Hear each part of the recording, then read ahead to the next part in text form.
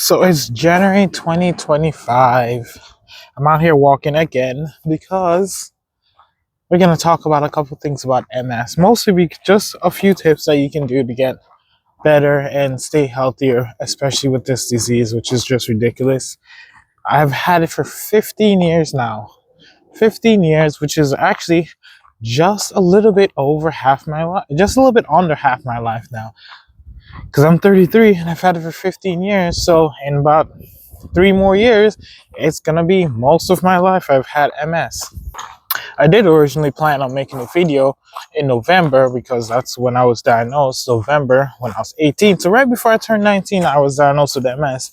And I was originally planning to do a video in November and end up in the hospital around the same time, completely paralyzed, basically from the neck down, which is my most severe flare-up I've ever had. Almost complete paralysis from the neck down. Both my hands, both my legs, almost nothing worked.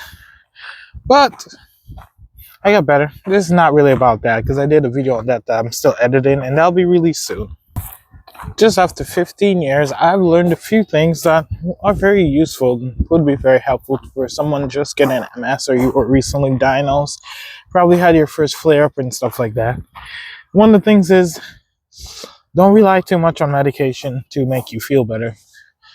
From being on about 7 different kinds of medications, none of them has actually made me feel all that much better. I'm not knocking your medicine or anything. I'm just saying they're not going to be what helps you feel better. You're going to have to figure that out on your own. Now, the bad part about figuring that out on your own is there's not much about MS that's universal. Medications are different for each person. Its effect is different on each person. Even your symptoms are different from person to person. But fear not, there is a couple things that is pretty universal that does help. One, drinking a lot of water does actually help. It helps keep your body well regulated. It helps keep you a little bit cooler, which is important when you have MS, not to get too hot too often, because getting too hot can trigger flare-ups. So drinking water does help quite a bit. Exercise also helps. Not severe or rigorous exercise. You don't really want to be doing exercise that gets your heart rate up too high. That can sometimes trigger a flare-up in some people with MS. And sometimes with people that it doesn't trigger a flare-up, so it just hurts. And then others, it can have different effects. I personally can't get my heart rate up too high for too long, or I start feeling like different symptoms. I can get dizzy, I can lose my balance. Sometimes it just hurts. So things like that. But moderate exercise does help. For instance, where I'm walking right now is walking helps quite a bit. Walking doesn't get your heart rate up too much. It does help your body relax quite a bit, and it can help you think more clearly, and it's been proven to have good effects on your mental well-being and your brain's physical well-being at the same time. For some reason, walking especially does this, and when you walk outside, it's even better. It has much more of those effects, and it's an even more common effect than if you were to go to a gym or anything else. So that's 2 things: walk often, drink water, a lot of water. Those 2 things help greatly. And then the tip I have for today, at least, is schedule stuff, especially when it comes to what you eat and how often you eat and the types of food you eat. Try to make a schedule and try to make a plan. You don't have to follow a specific diet or anything like that, but try to make a schedule of the times you eat and what you eat. Try to follow a schedule of that kind. You may find that certain foods make you feel better and certain food makes you feel not as good or bloated or even like slow and sluggish. Try to figure that out, but make sure when you're doing it, you try to keep a schedule of when you're eating and how much you're eating every single day. This is especially good when you first get MS and you're trying to figure out what you should eat and what you shouldn't eat. Keeping a schedule of like when you eat and how much you eat and making it consistent between days helps you figure out what foods you should eat, because you're going to be able to tell, okay, this food is having this effect, instead of thinking, well, it may be because I ate too much that day and it may be because I ate late that day or early that day. No, you want to keep it fairly scheduled so that you can know what foods you're eating affect you in what way, and that way you can make a diet plan for yourself. Trust me, these diet plans that you see all over, they don't work. Especially when you have MS, no diet plan works. You're not gonna find a magic diet plan that's gonna make you feel better. It's just not gonna work. And I'm saying that because every person with MS has a different diet plan that works best for them.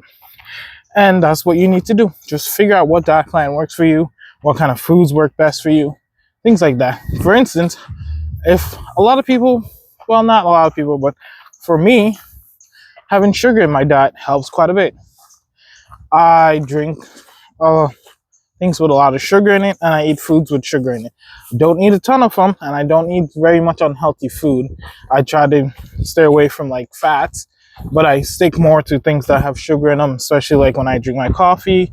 I do eat a lot of ice cream and stuff like that, but I stick to like sugars, and I try to have sugars that are not super saturated with fat so I don't gain a lot of weight.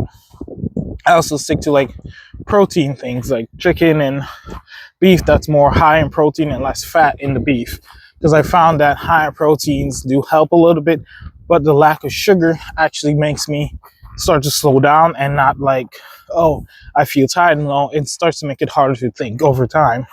So sugar does help me quite a bit, but it won't be that way for every single person with MS, so that you're gonna have to figure out what things help you and what things negatively affect you. So I have sugar in my diet every single day. I don't have a lot of protein in my diet every single day, but I try to have protein in my diet on a regular basis, almost daily. But the one thing I do keep up with is having some kind of sugar in my diet every single day. If I don't drink my coffee in the morning with sugar in it, my head starts to hurt a couple hours later. And that's not because I didn't drink coffee. Like if I drink coffee and it has no sugar in it, my head will still hurt a couple hours later. And I don't need a lot of sugar. I just drink my coffee with sugar. A little bit sweeter than most, but still coffee with sugar. I don't need like a ton of like very sweet things. Like, I don't need candy and stuff like that, because I found the sugar from candy doesn't really do the same thing. Regular sugar does. So I do find ways to like help how I feel based on like the diet I keep. I don't actually take any medication for MS right now, because most of the MS medications have made me feel so bad. A lot of them have actually caused flare-ups, and they haven't actually helped me feel better. But that's different for each person. Some people, that medication will help you feel a lot better. Others, it won't do anything. And then for myself, a lot of them have made me feel like I'm dying sometimes. I've had medication where, like the last medication I took, well, not the last one, the one before the last was biological, and I would take it. The first couple of times I took it, it was rough on me for about a week, and then I would recover, and then I felt better. But after about 3 months, I started going through withdrawal before my 1 month medication. First, it was a couple days before I had to take it, and then it was a week before I had to take it. By the time I stopped taking it, like I just stopped going to take it because I couldn't anymore. I was having withdrawal symptoms after a week of being on, after a week. So I would withdraw 3 weeks after I took the medication. For 3 weeks, I'll be having withdrawal symptoms, nausea, dizziness, headaches. My body and muscles would hurt constantly.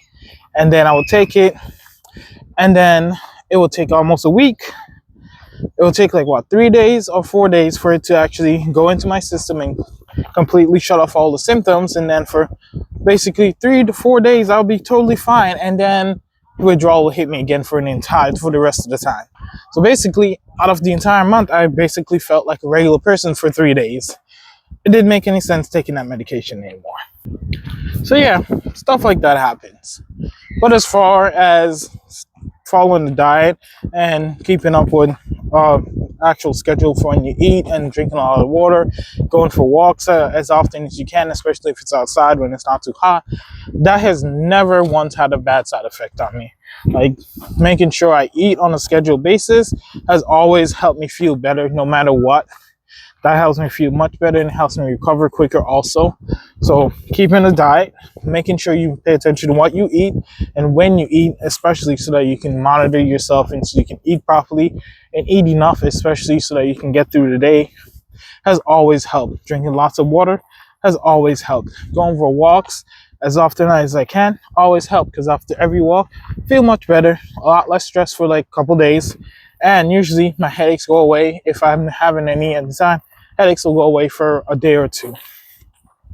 So walks do help quite a bit, and also helps me think better for a couple weeks. So walks help, drinking lots of water, making sure you stay up on a diet plan that you create yourself. Don't follow any fad diets or anything like that that's going on. Just create a schedule, find foods that you will enjoy eating and foods that will help you feel better also. That's it for now. I'll see you guys later. And I'll have a lot more tips coming up throughout the months, because I'll be making a ton more videos. So follow me on YouTube and TikTok and whatever else comes out, because I'll be on all of them with the same tagline. Later.